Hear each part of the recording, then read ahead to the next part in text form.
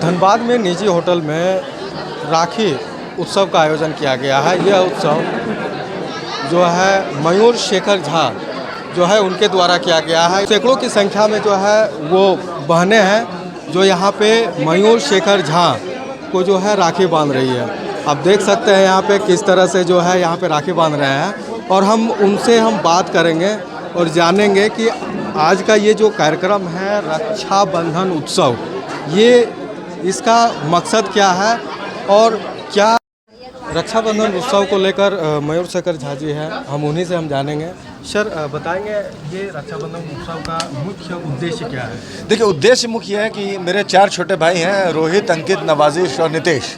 इन चारों छोटे भाइयों से मेरी एक चर्चा हो रही थी आज से 2-3 दिन पहले, और मैंने ऐसे ये लड़के NSUI में काम करते हैं, तो इनसे मैंने पूछा कि यार तुम लोग ये बताओ, लड़कियां पॉलिटिक्स में पार्टिसिपेट क्यों नहीं करती हैं और राजनीति पर से लड़कियां राजनीति से हटती क्यों जा रही हैं?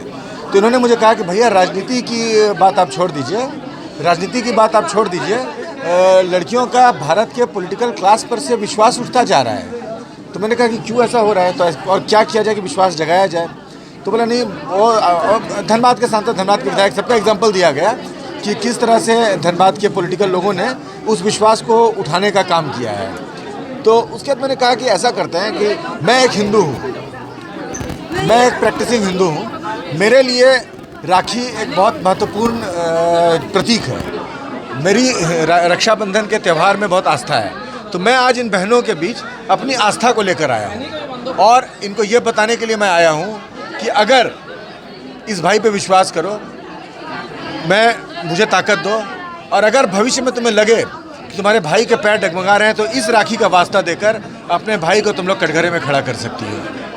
अभी आपने कुछ टिप्स भी बता रहे थे नौकरी को लेकर कि सरकारी जॉब और प्राइवेट जॉब में क्या अंतर है, उनके बारे में इन बहनों को क्या? नहीं, मेरे ये क्या है ना, ये जहाँ भी मैं जाता हूँ ना, मैं खुद धनबाद से निकला हूँ, सरकारी नौकरी का जो क्रेज़ है ना, सरकारी नौकरी का एक क्रेज़ मिडिल क्लास परिवारों में हमारे माँ बाप ने बना के रखा हुआ है। हुआ जो कहते हैं, सरकारी नौकरी का हुआ एक बन के रखा हुआ है, ठीक है।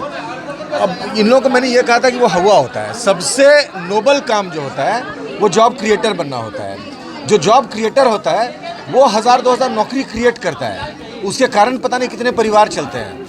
अगर जॉब क्रिएटर भारत नहीं बनाया, अगर धीरू भाई अंबानी ने सरकारी नौकरी कर ली होती तो समझ रहे देश का कितना बड़ा नुकसान हुआ होता है। आज धीरू भाई अंबानी के कारण नौकरी तो जो कर रहे हैं, कितनी लड़कियों की शादी हुई, कितने परिवारों ने घर खरीद लिया उनका शेयर बेच के। अगर धीरू भाई अंबानी ने नौकरी किया होता तो सोच सकते हैं क्या हुआ होता है, कितने लोगों के सपने अधूरे रह जाते, केवल धीरू भाई अंबानी के नहीं। तो अगर एक एंटरप्रेन्योर बड़ा सपना देखता है तो उस सपने से जो खुशहाली होती है वो कई घरों को जो है रोशन करती है। अभी विधानसभा का चुनाव होना है झारखंड में, उसको लेकर खासकर छात्रों को लेकर क्या कुछ मास्टर? देखिए, सबसे पहले मैंने अपना जो आपको हैंडबिल भी मेरा मिला होगा, मैं जो सबसे बड़े मुद्दे पे बात कर रहा हूँ वो मैं पलायन के मुद्दे पे बात कर रहा हूँ। देखिए, मैं 12वीं तक की शिक्षा मैंने धनबाद से अर्जित की। 12वीं की शिक्षा के बाद मैं हायर स्टडीज़ के लिए दिल्ली चला गया, उसके बाद जॉब भी मैंने दिल्ली में शुरू किया। मैं अक्सर अपने आप से पूछता हूँ कि सन 2000 में जब मैं धनबाद छोड़कर दिल्ली गया, हाँ, तो क्या ऐसा कुछ हो सकता था धनबाद में, ऐसा क्या हो सकता था कि मुझे दिल्ली नहीं जाना पड़ता और आराम से हो सकता था। मैं किसी IIT में तो पढ़ने गया नहीं, मैं दिल्ली विश्वविद्यालय के कॉलेज में पढ़ने गया। धनबाद का जो 80% बच्चा इंजीनियरिंग करने जाता है महाराष्ट्र और कर्नाटक में, उस तरह का इंजीनियरिंग कॉलेज बनाना बिल्कुल मुश्किल काम नहीं है। अगर आप जो है DTU जा रहे हैं पढ़ने के लिए, IIT दिल्ली जा रहे हैं पढ़ने के लिए तो ठीक है, पर अगर आप महाराष्ट्र और कर्नाटक अपने बच्चे को भेज रहे हैं पढ़ने के लिए तो उस तरह का इंजीनियरिंग कॉलेज धनबाद में बनाना, उसके लिए केवल और केवल राजनीतिक सोच और पॉलिटिकल विल चाहिए। उस पॉलिटिकल विल को मैं लेकर आया हूँ। किसी को मजबूरी वश 12वीं के बाद उच्च शिक्षा के अभाव में धनबाद नहीं छोड़ना होगा। नौकरी के अवसर यहाँ पर IT कंपनियाँ लाई जाएंगी, लाई जा सकती हैं, उसका एक पूरा रोडमैप मैंने यहाँ पर थोड़ी देर पहले बताया है। IT कंपनियों को लाने का प्रबंध किया जाएगा धनबाद में कि किसी को 2-2.5 लाख रुपए की नौकरी करने के लिए धनबाद नहीं छोड़ना पड़े, वो अवसर धनबाद में मुहैया हो। मजबूरी वश पलायन किसी को धनबाद से नहीं करना होगा। अच्छे अवसर मिले, जाओ।